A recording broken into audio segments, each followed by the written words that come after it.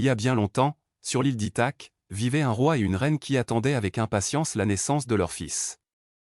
Les étoiles brillaient d'un éclat particulier cette nuit-là, annonçant l'arrivée imminente d'un héros. La reine, une femme sage du nom d'Anticlée, ressentit une chaleur dans son cœur, et bientôt, Ulysse naquit. Dès son premier cri, une lueur d'aventure brilla dans les yeux d'Ulysse. Les habitants de l'île savaient qu'il était spécial, destiné à accomplir de grandes choses.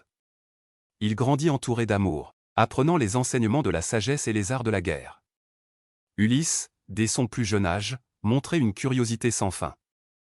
Il aimait explorer les collines verdoyantes et les rivières scintillantes d'Ithaque. Sa mère lui racontait des histoires de héros légendaires, nourrissant son imagination débordante. Un jour, alors qu'Ulysse n'était qu'un jeune garçon, il découvrit un vieux bateau abandonné sur la plage. L'étincelle de l'aventure s'alluma dans ses yeux. Avec l'aide de ses amis, il décida de le réparer secrètement. Les enfants voguèrent vers des îles voisines, découvrant des trésors cachés et vivant des mini-aventures dignes des plus grandes légendes. À mesure qu'Ulysse grandissait, son père, Laërte, décida de confier son éducation à un homme sage et expérimenté du nom de Mentor. Mentor enseigna à Ulysse l'art de la navigation, la stratégie militaire et la sagesse des anciens. Il devint non seulement son mentor mais aussi un ami fidèle. Sous la tutelle de Mentor, Ulysse apprit à canaliser sa curiosité et son énergie. Il étudia les étoiles, apprit à manier l'épée avec grâce, et écouta avec attention les récits des anciens. Mentor lui enseigna l'importance de la loyauté, de la justice et du respect envers les dieux. Ainsi, les premiers chapitres de la vie d'Ulysse furent marqués par la découverte, l'aventure et l'apprentissage auprès de sages mentors. Son histoire ne faisait que commencer, et l'île d'Ithaque était sur le point de voir grandir un héros destiné à des exploits légendaires. Ulysse, devenu un homme courageux, régna sur l'île d'Ithaque avec sagesse. Sa renommée s'étendit bien au-delà de son petit royaume, et tous les habitants le respectaient pour sa bonté et sa justice. Mais un jour, des rumeurs d'une grande guerre parvinrent à ses oreilles. Les Grecs se préparaient à partir pour Troie, et Ulysse, ne pouvant ignorer l'appel du devoir, décida de se joindre à eux. Avant de partir, il embrassa sa femme bien-aimée, Pénélope, et son fils, Télémaque, promettant de revenir bientôt. La guerre de Troie fut longue et difficile. Ulysse fit preuve d'une bravoure exceptionnelle sur le champ de bataille, mais son plus grand défi était encore à venir. Après la guerre, son voyage de retour à Ithaque se transforma en une série d'aventures incroyables. Il rencontra des cyclopes géants, navigua à travers des mers hantées par des monstres, et affronta même des dieux en colère. Mais à chaque épreuve, Ulysse montra une ingéniosité extraordinaire. Son intelligence et son courage lui permirent de triompher des dangers les plus redoutables. Pendant que Ulysse était en mer, à Ithaque, sa femme Pénélope faisait preuve d'une force et d'une loyauté extraordinaires. Malgré les prétendants qui tentaient de lui faire oublier Ulysse, elle resta fidèle à son amour. Finalement, après de nombreuses années de péripéties, Ulysse réussit à revenir à Ithaque. Déguisé en mendiant, il élabora un plan pour surprendre les prétendants qui avaient envahi son foyer. Avec l'aide de son fils Télémaque et de fidèles alliés, Ulysse triompha de ses adversaires. Sa véritable identité révélée, Ulysse retrouva enfin sa famille. La joie était immense, et Ithaque vibrait au son des rires et des festivités.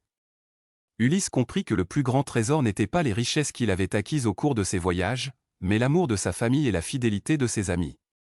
Ainsi se termine l'histoire d'Ulysse, un héros dont le courage, l'ingéniosité et l'amour lui permirent de surmonter tous les obstacles. Son retour triomphant à Ithaque fut célébré non seulement par les habitants de l'île, mais aussi par tous ceux qui avaient entendu parler des exploits de ce héros légendaire. Et l'île d'Ithaque vécut heureuse, baignée par la lumière éternelle de l'amour et de la sagesse d'Ulysse. Sur l'île d'Ithaque, bien après le retour triomphant d'Ulysse, naquit un jeune garçon nommé Télémaque. Il était le fils courageux et intelligent d'Ulysse et de la douce Pénélope. Depuis son plus jeune âge, Télémaque montrait une curiosité sans limite et un amour pour les récits d'aventure. Sa mère Pénélope lui racontait souvent les exploits de son père Ulysse, un héros légendaire qui avait affronté des monstres et des dieux en colère. Télémaque écoutait ces histoires avec des yeux brillants d'admiration, rêvant du jour où il suivrait les traces de son père. Malheureusement, le père de Télémaque était parti depuis longtemps pour la guerre de Troie et n'était toujours pas revenu. Télémaque grandissait sans connaître la présence de son père, et les prétendants qui espéraient épouser Pénélope envahissaient le palais. Un jour, inspiré par les récits de courage de son père, Télémaque décida de partir à la recherche d'Ulysse. Il voulait découvrir ce qui était arrivé à son père et ramener la paix à Ithaque. Avec détermination, il entreprit un voyage, accompagné de Manthey, un ami de confiance.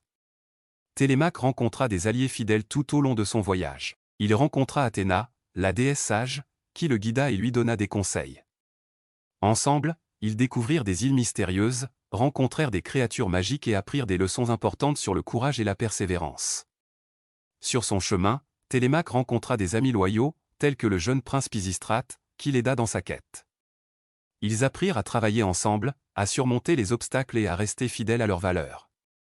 Le voyage de Télémaque le transforma en un jeune homme sage et déterminé. Il découvrit des indices sur le sort de son père et rentra à Ithaque, prêt à affronter les prétendants et à aider sa mère à protéger le royaume de son père. De retour à Ithaque, Télémaque fit preuve du même courage que son père. Avec l'aide d'Athéna et de ses nouveaux amis, il déjoua les plans des prétendants et ramena la paix à son royaume. Pénélope, émue par le courage de son fils, le serra dans ses bras, les larmes aux yeux. Le retour de Télémaque apporta une nouvelle ère de prospérité à Ithaque. Les habitants acclamèrent le jeune prince et le saluèrent comme un héros. Télémaque comprit que l'amour et le courage pouvaient surmonter toutes les difficultés, et il promit de continuer à protéger Ithaque avec la même détermination que son père.